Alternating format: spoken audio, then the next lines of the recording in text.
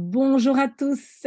Dimanche matin, heu, il fait encore un tout petit peu frais, donc j'ai encore mon écharpe autour de moi. Vous savez, j'ai mon café et en fait, aujourd'hui, on est Pâques, hein, c'est la fête de Pâques et même pour ceux qui ne fêtent pas, Pâques ou qui sont d'une autre religion, mais au moins on a congé demain, lundi Pâques. Donc voilà, il y a toujours des avantages, à tout. Maintenant, qu'est-ce que nous allons faire? Nous allons lire 2 pages et vous avez vu aujourd'hui, hein, un peu cool, on a 2 pages, mais il y a, la page 87 est une toute petite page. Nous sommes encore à, je crois, 24 lecteurs, plus les 24 ou 25 qui lisent, indépendamment pour notre compétition. Donc ce livre-ci est celui qui a le plus de succès.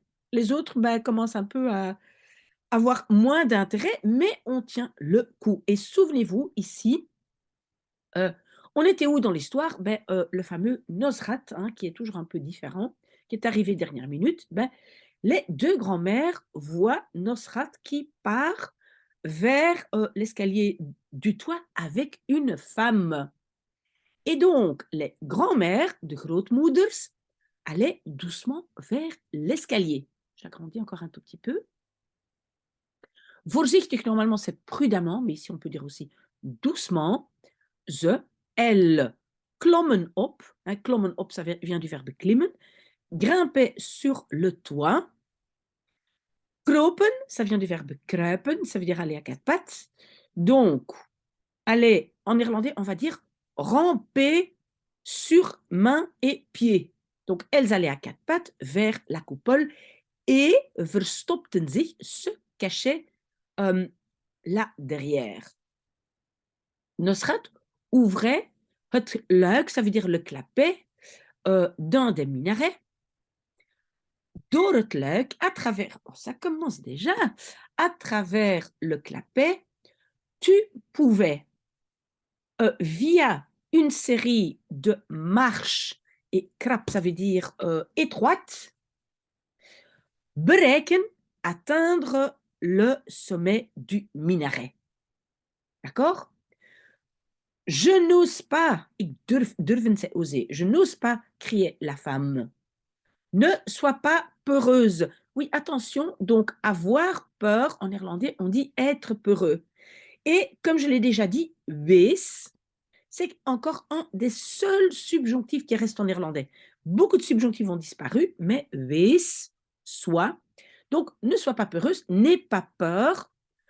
Cela devient ou sera une expérience merveilleuse. Verrukkelijk, c'est merveilleuse. Je hebt me beloofd, tu m'as promis que tu zou gaan, irais avec. On a vu ça, zou gaan, c'est le conditionnel, irais avec. Viens, je veux te meenemen, prendre avec, vers le sommet du minaret.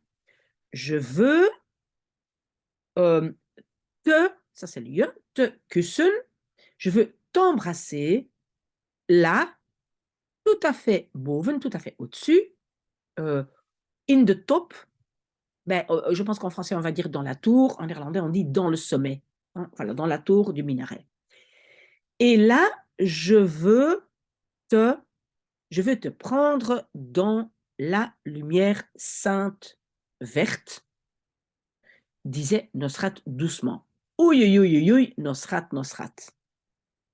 Ok, je ne vais pas avec. Straks ziet iemand ons. Donc, iemand, quelqu'un, nous voit. Straks, ça veut dire dans un peu de temps. Donc, c'est un peu, mais peut-être que quelqu'un nous verra. Donc, straks, ça veut dire, déjà très vite, peut-être que quelqu'un nous verra. Je hoeft niet, hoeven, c'est avoir besoin, tu n'as pas besoin d'être peureuse. Vous voyez de nouveau, bang zijn, hein? Être peureux, en français, avoir peur. Als we er eenmaal zijn, dus eenmaal ici c'est une fois là-bas, mais en néerlandais on va dire quand nous y sommes une fois, personne peut nous voir. Il aidait la femme door, c'est à travers le clapet.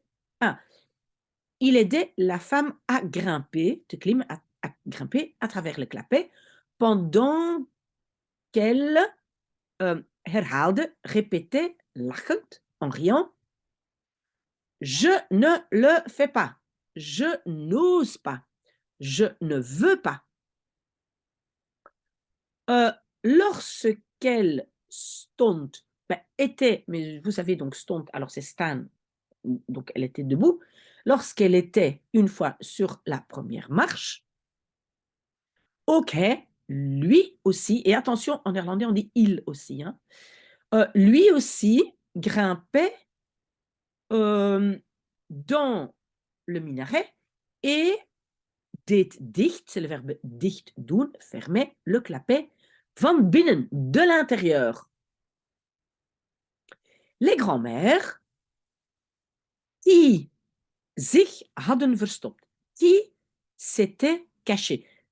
Rappelez-vous, en français, les verbes avec se sont conjugués avec être, mais en néerlandais avec avoir. Hein, donc les verbes pronominaux sont conjugués avec avoir en néerlandais.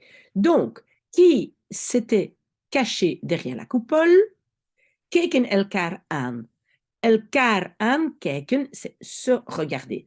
Se regardait, verbijsterd, étonné. Pitié, Dieu, pitié, disait-elle binnensmonds. En fait, ça veut dire à l'intérieur de la bouche.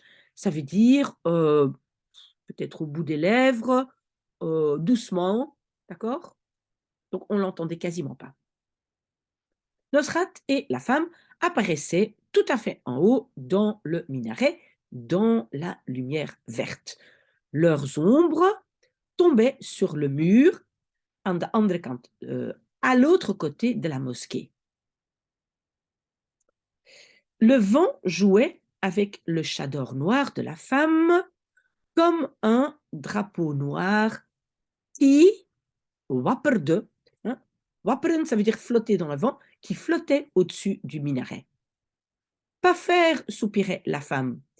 Et parce qu'elle stond, encore verbe de position, était là en haut, parce qu'elle était là en haut, haar stem, sa voix, résonnait, weerkaatste, ou oui, weerkaatsen, normalement c'est comme rebondir, rebondissait, luid, c'est fort, sur la mosquée. Vous voyez de nouveau que mon français n'est pas bon, mais je traduis mot à mot. La grande ombre de Nosrat faisait des mouvements rythmiques sur le mur. Aïe, aïe, aïe, Nosrat, qu'est-ce que tu fais là?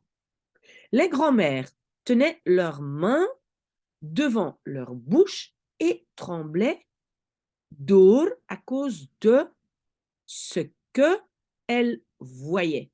Vous avez bien vu, door, ça peut être à cause de ce qu'elles voyaient.